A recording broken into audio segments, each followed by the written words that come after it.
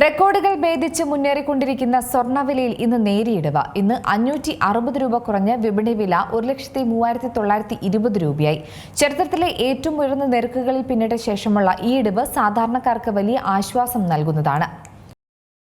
ഓരോ ദിവസവും റെക്കോർഡുകൾ ഭേദിച്ച് മുന്നേറിക്കൊണ്ടിരുന്ന സ്വർണ്ണവിലയിൽ ഇന്ന് നേരിയ കുറവ് രേഖപ്പെടുത്തി.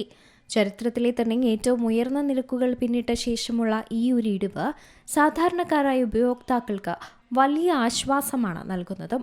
ഡിസംബർ 23-ന് 1 പവൻ സ്വർണത്തിന് 1 ലക്ഷം രൂപ എന്ന ചരിത്രപരമായ നാഴികക്കല്ല് പിന്നിട്ട ശേഷം വിപണിയിൽ തുടർച്ചയായ വിലക്കയറ്റമാണ് ദൃശ്യമായത്. കഴിഞ്ഞ ഒരാഴ്ചക്കിടെ മാത്രം പവന് 4,600 രൂപയുടെ വർധനവുണ്ടായി.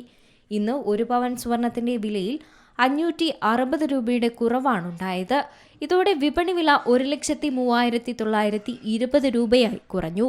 കഴിഞ്ഞ 2 ദിവസമായി 1,04,440 രൂപ എന്ന റെക്കോർഡ് നിരക്കിലായിരുന്നു വ്യാപാരം നടന്നത്. ഗ്രാമിന് 13,000 രൂപയും കടന്ന് മുന്നേറിയ സ്വർണത്തിൽ ഈ മാറ്റം വിപണിയിലെ സാധാരണമായ കുതിപ്പിന് ചെറിയൊരു ഇടവേള നൽകിയിരിക്കുകയാണ്. 1 ഗ്രാം സ്വർണത്തിന് ഇന്ന് 12,990 രൂപയാണ് വില. വിവാഹ ആവശ്യങ്ങൾക്കും മറ്റുമായി സ്വർണം വാങ്ങാൻ കാത്തിരിക്കുന്നവർക്ക് ഈ അനിയന്ത്രിതമായ വിലക്കയറ്റം വലിയ ഭാരം തന്നെയാണ് സൃഷ്ടിക്കുന്നത്. സ്വർണത്തിന്റെ അടിസ്ഥാന വിലയ്ക്ക് പുറമെ പണിക്കൂലി, 3% GST, ഹോൾമാർക്കിംഗ് ഫീസ് എന്നിവ കൂടി ചേരുമ്പോൾ ഉപഭോക്താക്കൾ വലിയൊരു തുക അധികമായി നൽകേണ്ടി വരും. അതേസമയം സ്വർണത്തിൽ നേരത്തെ നിക്ഷേപം നടത്തിയവർക്ക് ഈ വില വർധനവ് വലിയ ലാഭമുണ്ടാക്കാനുള്ള അവസരവും നൽകുന്നുണ്ട്.